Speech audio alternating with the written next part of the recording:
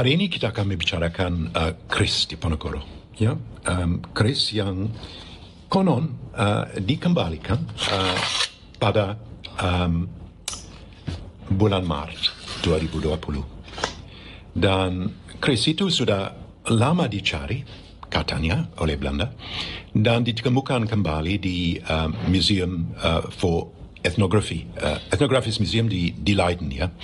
Dan secara formal dikembalikan saat ada kunjungan resmi dari Raja Belanda dan istrinya, Ratu Maxima, di Indonesia antara 11 sampai 13 Maret 2020. Ya, dan itu adalah salah satu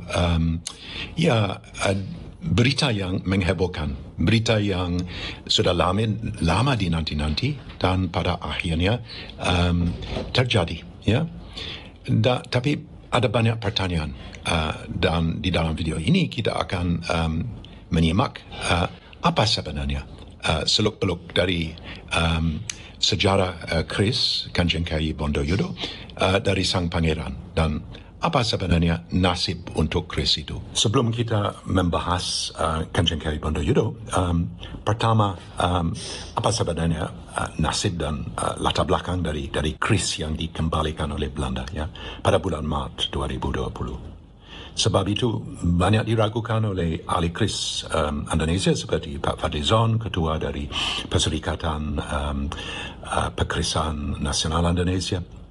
Sebab deskripsi dari keris sebagai salah satu sebelah keris Nogosuluman dengan elok 13 tidak cocok dengan keris yang dikembalikan.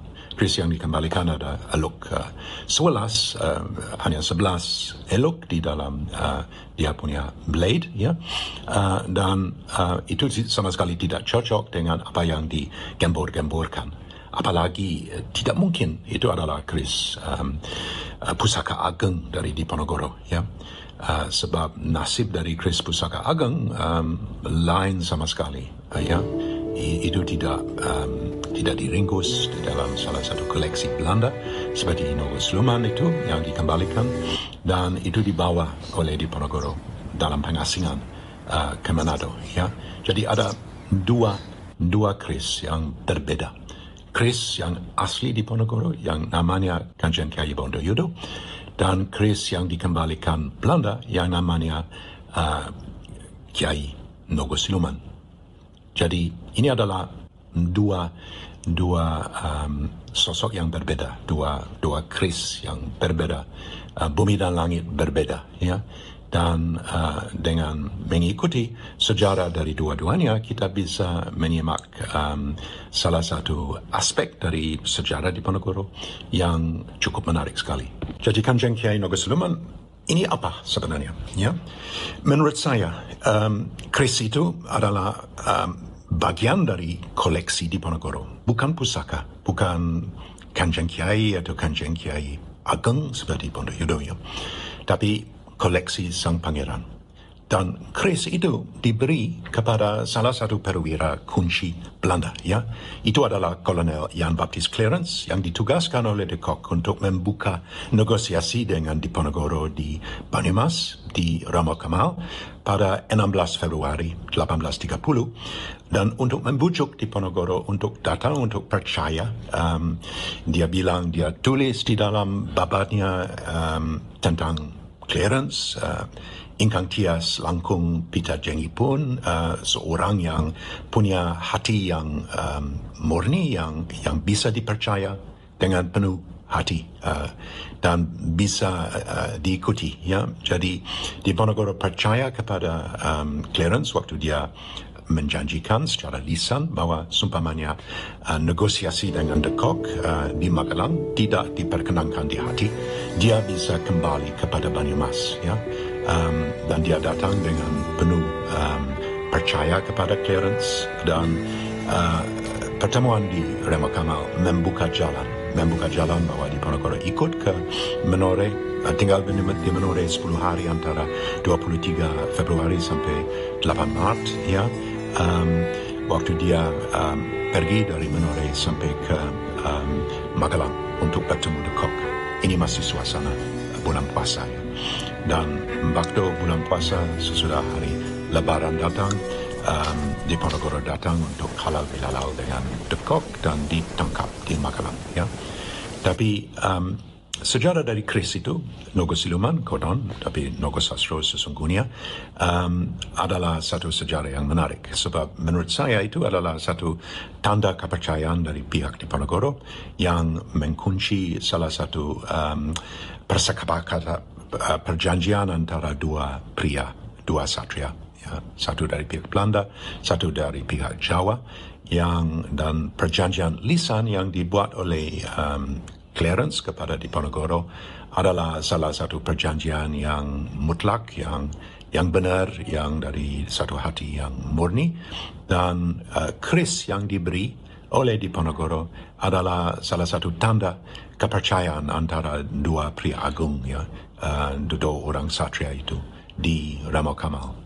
Jadi ini sebuah kris yang cukup menarik, ditata emas, mungkin dibuat di abad 17 di era Sultan Agung, antara 1613 dan 1646, dan diberi sebagai salah satu hadiah yang menguncikan satu perjanjian lisan antara perwira tinggi Belanda yang menjanjikan kepada Diponegoro bahwa dia bisa datang ke Magelang menghadap dekok dan sumpamanya dengan leluasa bisa kembali kepada Banyumas, sumpamanya negosiasi tidak diperkenankan di hati.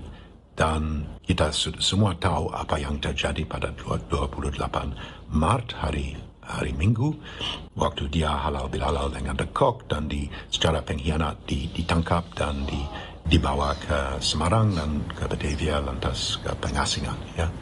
Dan nasib dari Kris itu adalah bahwa Clarence naik kapal ke Belanda pada bulan Oktober 1830, datang kepada Belanda pada awal Januari 1831, dan pada 11 Januari 1831 dia menyerahkan secara formal Kris Nogo Siluman itu kepada Raja Belanda untuk koleksi dari Raja Belanda di kamar Van Selsamheden, kamar dari barang-barang yang istimewa di Den Haag. Ya. Jadi ini masuk di dalam koleksi dari Sang Raja. Pada akhirnya, dan kita tidak tahu mengenai seluk-beluk dari Kris, berdampar di Museum Vervolkenkunde di Leiden. Dan di sana itu diketemukan kembali, dan pada akhirnya pada bulan Maret 2020, persis 190 tahun sejak Diponegoro ditangkap secara pengkhianat, kembali kepada tanah air, kembali kepada tempat asal-usulnya dari Kris pada awalnya pada abad 17. Ya. Tapi itu bukan Kris Diponegoro, ya. Bukan Kris Kanjeng Kiai Bondo Yudo, bukan Kris salah satu pusaka ageng. Ya. Ini adalah dari koleksi Diponegoro, diberi sebagai tanda penghormatan, tanda kepercayaan penuh kepada janji lisan dari seorang perwira tinggi Belanda, Clarence, dan pada akhirnya berdampar di koleksi dari Raja Belanda, Raja Willem I, di Den Haag dengan cara yang sudah jelas. Ya. Dibawa oleh Clarence dan diserahkan kepada Raja Belanda dan masuk di dalam koleksi Raja Belanda, dan akhirnya berdampar di Museum Vervolkenkunde, di mana itu dilacak kembali dan dikembalikan pada bulan Maret 2020. Ya, jadi kalau ini adalah cerita dari Nogo Siluman, yang Kris yang diberi dari Diponegoro ke Clarence untuk mensegalkan, mensahkan salah satu janjian lisan. Bagaimana dengan Kris Diponegoro sendiri? Kris Kanjeng Kiai Bondo Yudo, pusaka ageng Diponegoro, yang kita tahu yang pada akhirnya dimakamkan dengan jasad Diponegoro di Makassar, ya, di Kampung Melayu pada hari Senin 8 Januari 1855, waktu Sang Pangeran wafat dalam umur 70 tahun. Ya. Kris ini kita sudah tahu menau sebab di dalam Babad Diponegoro kira-kira 1827 waktu sudah ada perselisihan antara Diponegoro dan Kiai Mojo dan moral dari angkatan Diponegoro sedang merosot. Diponegoro mau membangkitkan jiwa semangat dari pengikutnya dan dia meleburkan 3 pusaka yang menjadi salah satu pusaka ageng. 3 pusaka yang dia leburkan, pertama adalah Kiai Sarotomo, ya, yang dia mendapat di Lipuro waktu sedang berziarah ke Laut Kidul pada musim kemarau 1805 dan ada perjumpaan dengan berbagai makhluk halus atau ada penampakan dari Sunan Kalijogo, ada penampakan dari Ratu Kidul, ada penampakan dan suara yang memberitahu bahwa kirang Tigang Warso Mali wiwit buberaing tanah Jawa, ya, ada rusak dari tanah Jawa di bawah telapak kaki dari Dangles, ya. Dan waktu di Lipura, di Ponorogo seperti ada andaru yang datang, ada meteor yang jatuh dari langit pada malam hari. Dia mendapat sebelah keris kecil yang dia membuat cundrik untuk dia punya istri kelak Radanayu Madaretno, ya. Jadi ini yang pertama, Sarotomo seperti pasupati dari Arjuna, ya. Yang kedua adalah Kanjeng Kiai Borotubo, ya. Kanjeng Kiai Borotubo adalah tombak yang dibawa oleh pengulu dari Eyang Buyut Diponegoro yang menjadi wakil emban di Tagarejo, Ratu Ageng, ya. Pengulu itu namanya Ahmad Bawi, dan waktu dia menjadi panglima atau mengikut Diponegoro pada waktu perang, nama dialihkan pada Ngusman Alibasa, ya. Jadi Kiai Borotubo adalah satu tombak, satu pusaka, bukan pusaka ageng tapi satu pusaka yang sangat dihormati yang diberi kepada pengulu Ratu Ageng, dan waktu Perang Jawa pada 1827 itu dilebur dengan Sarotomo dan salah satu pusaka ageng yang lain yang namanya satu keris yang namanya Kiai Abijoyo, ya. Dan keris Kiai Abijoyo diberi kepada Diponegoro saat dia diwisuda sebagai Raden, ya, pada bulan September 1805 oleh ayahnya.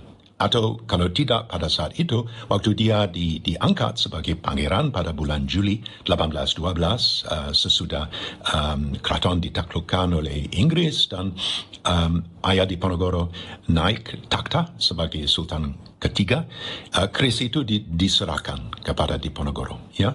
Dan 3 pusaka ini dikumpulkan dan dilebur untuk membentuk salah satu pusaka ageng yang dinamakan Kanjeng Kiai Bondo Yudo, ya. Tuan Mulia yang berkelahi tanpa senjata, ya. Jadi ada unsur gaib. Ini bisa berkelahi tanpa ada, bisa berjuang, bisa bertempur tanpa senjata dengan kekuatan gaib, ya.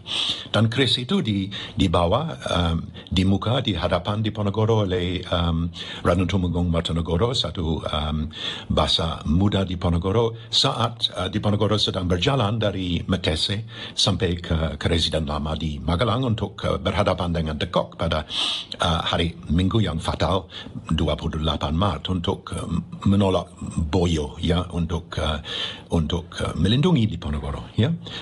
Dan saat dia ditangkap di Magelang dan dibawa ke Ungaran oleh Tustius, menantu Dekok, dan Rups, penerjemah resmi untuk tentara Belanda, Kanjeng Kiai Bondo Yudo pusaka ageng itu ikut serta dengan Diponegoro.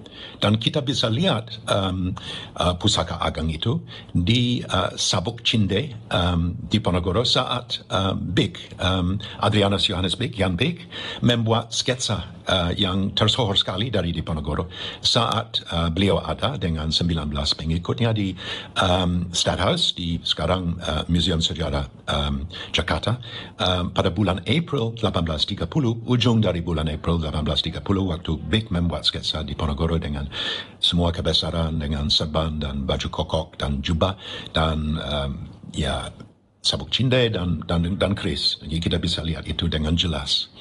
Dan saat Diponegoro berlayar ke Manado, berlayar atas korvet Pollux dengan dikawal oleh Letnan II Julius Heinrich Nölde, seorang Jerman, perwira Jerman yang menjadi ajudan dari Gubernur Jenderal baru Van den Bosch, Johannes Van den Bosch. Pada satu saat, kira-kira 3,5 minggu sesudah berlayar dari Batavia, 3-4 Mei, pada hari 27 Mei malam, kira-kira 6 malam, Knöller mencatat di dalam dagboek begini.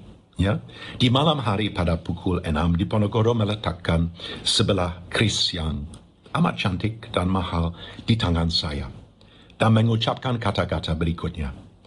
Lihatlah pusaka dari saya, dari ayah saya, yang sekarang telah menjadi sahabat Allah, telah meninggal dan menjadi seorang sahabat dari Tuhan. Ya, keris ini adalah pusaka yang umurnya sudah bertahun-tahun lamanya. Ya, jadi satu keris yang amat lama sekali. Ya, ketika ayah saya, Sultan Raja, ingin memberikan tanda bahwa dia sudah takluk kepada Marskalk Herman Willem Daendels dan sudah dinobatkan sebagai wakil dalam sebagai regent di Jogja pada bulan Desember, 31 Desember 1810.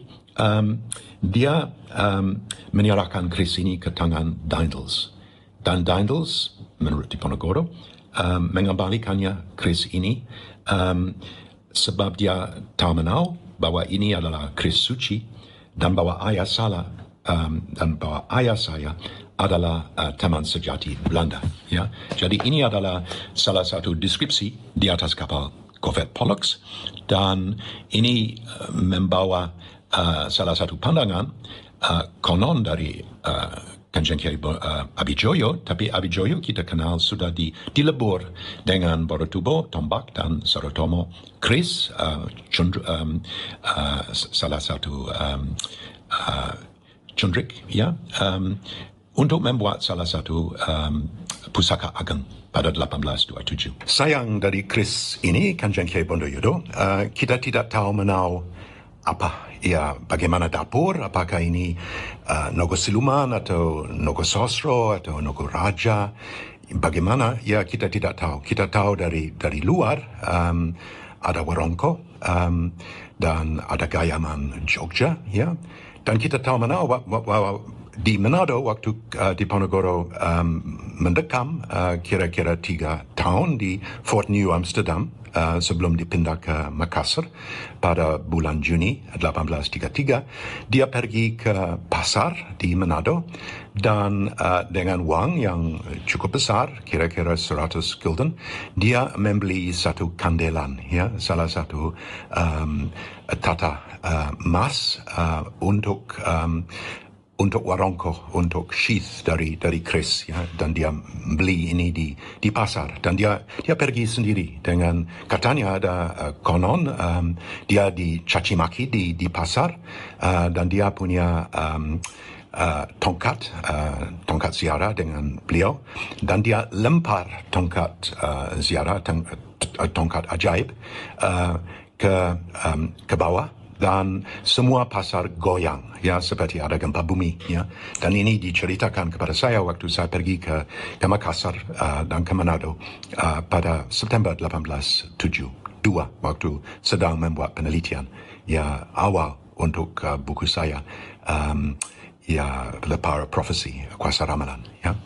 Jadi kita tahu menau bahwa keris ini adalah salah satu keris yang sangat disayangi oleh Diponegoro, keris yang dia mengeluarkan cukup banyak uang, kira-kira 1/6 dari tunjangan untuk perbulanan pada awal, 600 gulden, jadi 120 gulden untuk membeli kandelan dari emas di Manado, ya, dan dibawa dengan beliau ke Makassar antara bulan Juni dan bulan Juli 1833 waktu dia dipindahkan atas yacht Siasek, yacht dibuat dari kayu jati, Angkatan Laut Belanda, dan waktu semua awak kapal tahu menau bahwa Diponegoro adalah di awak kapal, mereka mau memberontak, ya.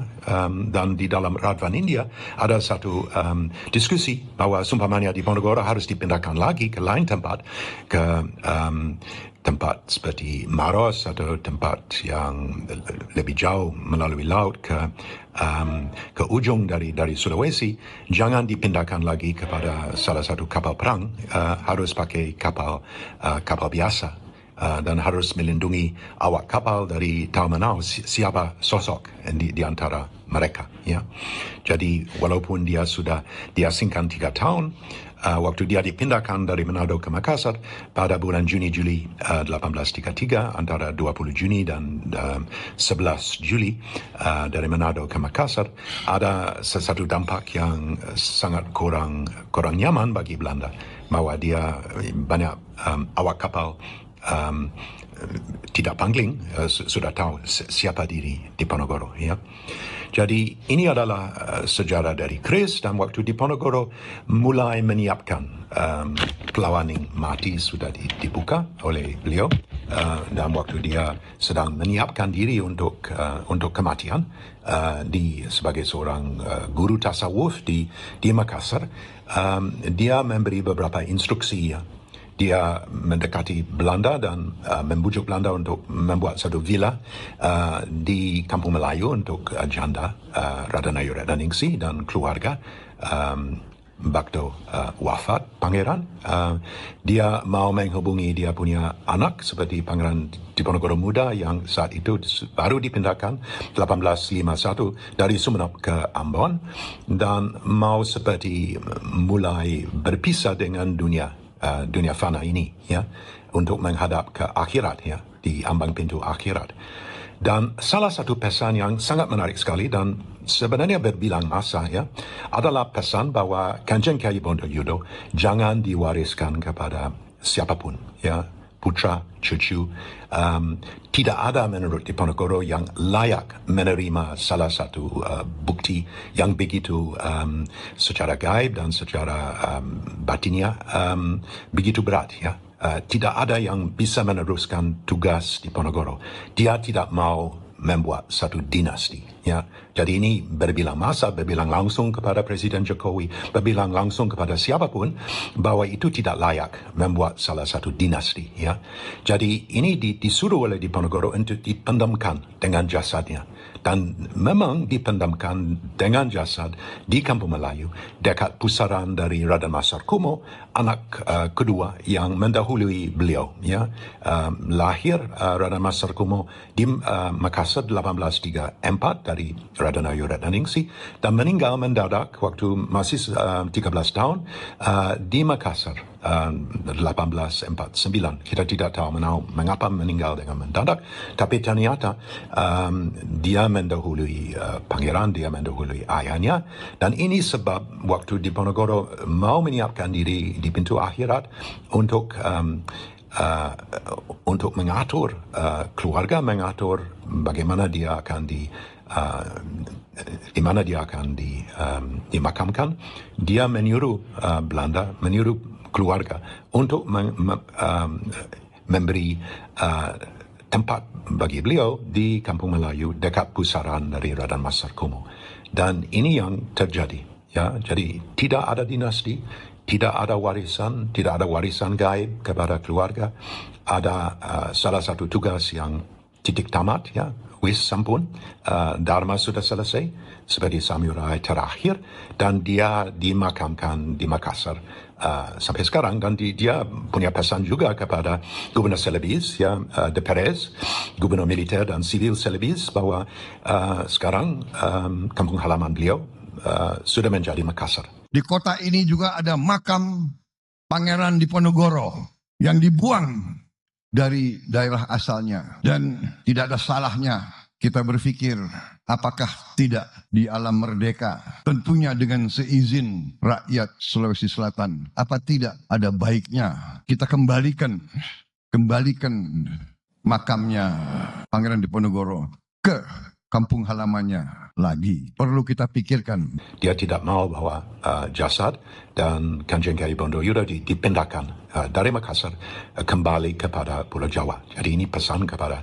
rezim baru dari Pak Prabowo bahwa sebenarnya ini mungkin tidak layak untuk meneruskan seperti Sri Sultan sudah bilang, tidak usah pindah layon dari Diponegoro, jasad dari Diponegoro, mengindahkan kata-kata sang pangeran kepada Gubernur Perez de Perez dan kepada keluarga sendiri di Makassar sebelum dia meninggal. Jadi ini adalah sejarah dari Kris, Kanjeng Kiai Bondoyudo, Pusaka Ageng Diponegoro yang dimakamkan dengan jasad beliau di Kampung Melayu, dan sampai sekarang masih terpendam di Makassar, ya. Tapi ini berarti bahwa ya tidak ada satu-satu pusaka Diponegoro, sebab waktu dia ditangkap di Magelang, Johann Jakob Rups, penerjemah resmi untuk tentara Belanda, diberi tugas untuk membagi-bagikan dan membawa pusaka kepada semua anggota keluarga Diponegoro. Dan di dalam beslaut dari Van den Bosch 30 April 1830, beslaut Bouterade di luar majlis dari India yang biasanya dikumpulkan untuk memberi nasihat kepada Gubernur Jenderal. Ini diambil langsung oleh Van den Bosch sendiri. Ada sepucuk surat dengan catatan dari semua pusaka Diponegoro yang akan dibagikan kepada keluarga, ya. Dan ini saya akan baca. Ya, ini diberi kepada Rups untuk mengatur bahwa semua anggota dekat putra-putri sang pangeran akan menerima salah satu tanda jasa dari pangeran. Walaupun tidak ada Kanjeng Kiai Bondoyudo, ada tanda jasa yang lain, ya. Jadi ini adalah daftar, ya, untuk Pangeran Diponegoro muda yang pada waktu itu masih di Kedu, ya. Kiai Bromo Kendali Chundrik, ya. Jadi ini diberi salah satu Chundrik dan salah satu pusaka yang sangat menarik sekali, Kiai Rondo tombak, ya. Kiai Rondo tombak itu sekarang masih ada, sudah dikembalikan oleh Ratu Belanda Juliana pada 7 Oktober 1977, dan sekarang ada di Museum Nasional. Dan kita tahu menau bahwa Kiai Rondo itu masih diisi, ya. Ada kekuatan gaib katanya bahwa itu bisa membisik kepada pangeran di mana arah dari bahaya, ya. Dan itu raib Kanjeng Kiai Rondo ini tombak saat Diponegoro dikepung oleh pasukan gerak cepat dari Mikkels, ya, pasukan gerak cepat nomor 11 di perbukitan Gowong di selatan Kedu pada 11 November 1829, dan Diponegoro harus loncat dari dia punya kuda dan turun ke lembah di mana dia ada cedera kepada dia punya bahu kanan dan kaki kiri. Dan dengan cedera itu dia harus dengan 3 bulan berikutnya dengan 2 ponakawan Roto dan Banteng Wareng pergi dari Gowong sampai ke Banyumas, ujung Banyumas, ya, di Kali Cincin Guling, ya. Dan waktu itu Kiai Rondo raib, ya, dan dibawa oleh Mikkels, dan pada akhir perang diberi seperti Kanjeng Kiai Nogosiluman kepada Raja Belanda Willem I. Dan sekarang masih ada di Museum Nasional, dan saya bisa menyaksikan dengan mata saya sendiri bahwa kekuatan gaib masih ada, ya. Sebab kita mau meletakkan Kiai Rondo di dalam salah satu glass box, ya, dengan gelas yang sangat tebal sekali, ya, untuk melindungi pusaka itu saat ada eksibisi kecil pada bulan Mei 2016, ya, di Museum Nasional. Dan saat itu akan diletakkan di dalam glass box, lid tutup dari box itu jatuh di atas kepala dari salah satu petugas museum dengan pecah dengan banyak kelas-kelas serpian dari kelas di dalam rambut dan di dalam kepala dari petugas. Syukur alhamdulillah tidak ada cedera berat, tapi bagi saya ini salah satu tanda bahwa jangan main-main dengan pusaka, apalagi pusaka dari Diponegoro, sebab masih ada kekuatan gaib, ya. Masih ada kekuatan. Dan tombak ini diberi kepada Pangeran Diponegoro muda, putra Diponegoro yang sangat disayangi dan sangat cerdas, salah satu anak pertama dari Retna Mada Brongto, putri dari Kiai Dadapan, salah satu guru dari pesantren Patok Negari dekat dengan Tegarejo yang dia kawini kira-kira 1803, ya. Jadi ini adalah dua pusaka yang diberi kepada Pangeran Diponegoro muda, ya. Dan ada pusaka lain, Raden Mas Joned yang meninggal, yang sangat mengenaskan waktu masih muda sekali, di Jogja dalam satu perkelahian dengan perwira atau seorang bintaro Belanda di jalan di Jogja pada 1837. Dia diberi dua Kiai Habit yang memperingatkan kita kepada Kiai Abijoyo, Kris, dan Kiai Gogosono, ya, tombak, ya. Jadi Raden Mas Joned, anak dari Diponegoro dengan Raden Ayu Madaretno yang lahir kira-kira 1815, diberi salah satu tanda jasa dari Diponegoro berupa dua pusaka. Satu adalah tombak dan satu adalah kris. Kris satu pusaka yang sangat disayangi, ya. Yang kedua adalah adik dari Raden Mas Joned, Raden Mas Raib. Joned meninggal di Jogja, Raden Mas Raib meninggal di Ambon, ya. Dan dia saat itu ada di Magelang sama dengan Joned, dan dia diberi Kiai Belabar kris pusaka dan Kiai Mundingwangi tombak, ya. Dan dengan Kiai Belabar dan Mundingwangi dia pergi ke pengasingan dan pada akhirnya wafat di Ambon, ya, dan di Tanah Merah dikuburkan, dan mungkin kris dan tombak itu ada di Ambon sekarang, ya. Untuk putri, dan ada 4 putri, ya. Ada Raden Ayu Mertonegoro yang diberi saat itu ada di Jogja 1830 awal bulan April, dan dia diberi Kiai Reso Gemilar, ya, kris, dan Kiai Tejo satu tombak, ya. Jadi Raden Ayu Mertonegoro yang pada ujungnya akan diceraikan oleh Mertonegoro yang menikah dengan adiknya, saat itu adalah di Jogja. Mertonegoro adalah salah satu basa muda di Ponorogo, anak dari Danorejo kedua, Pati dari Jogja. Dia diberi dua pusaka, ya, satu pusaka Reso Gemilar yang punya kandelan emas. Kita tahu itu sebab waktu dia ditangkap dengan ibunda Raden Ayu Mangkorowati di areal Temon di selatan di Karangwuni, desa Karangwuni, pada bulan Oktober 1829 oleh Mayor Edward Ehrenburg de Dudzel, salah satu perwira Belgia.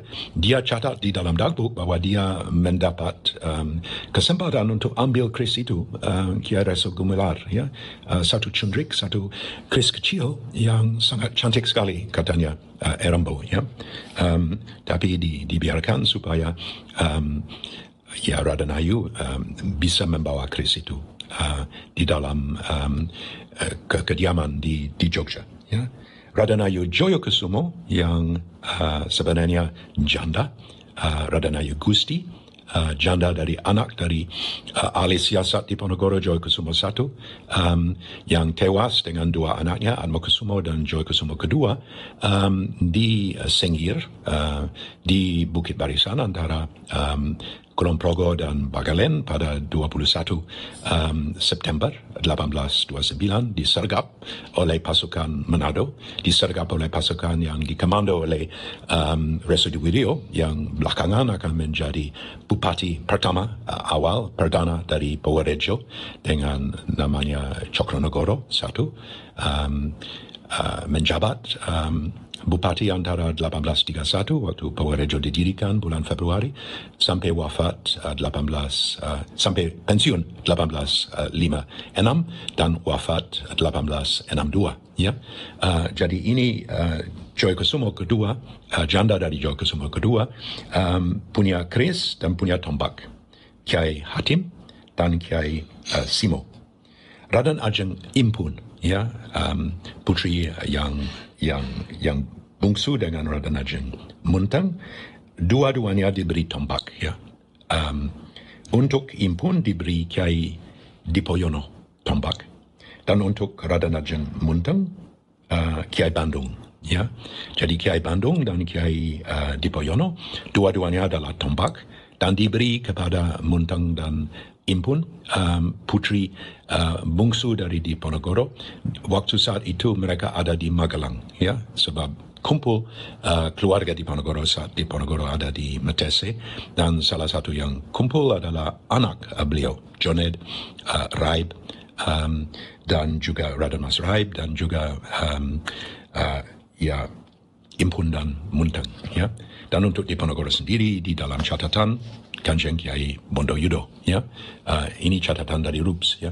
Jadi kita punya salah satu peta dari di mana pusaka-pusaka dari Diponegoro sekarang berada, siapa yang memegang pasca perang, dan siapa yang punya hak atas pusaka ini ya. Jadi pusaka ageng Kanjeng Kiai Bondoyudo dipendam dengan jasa Diponegoro, tapi semua pusaka yang lain, Reso Gemular untuk Raden Ayu Martonegoro, sekarang berada di satu tempat, dan mungkin ada kolektor, mungkin ada orang yang tahu menau di mana tempat pusaka-pusaka ini disimpan ya, sebab ini adalah satu warisan yang sah dari Diponegoro, bukan pusaka ageng sebab itu dipendam dengan jasad, tapi adalah pusaka-pusaka minor dari Diponegoro yang disebarkan kepada anaknya. Matur nuwun.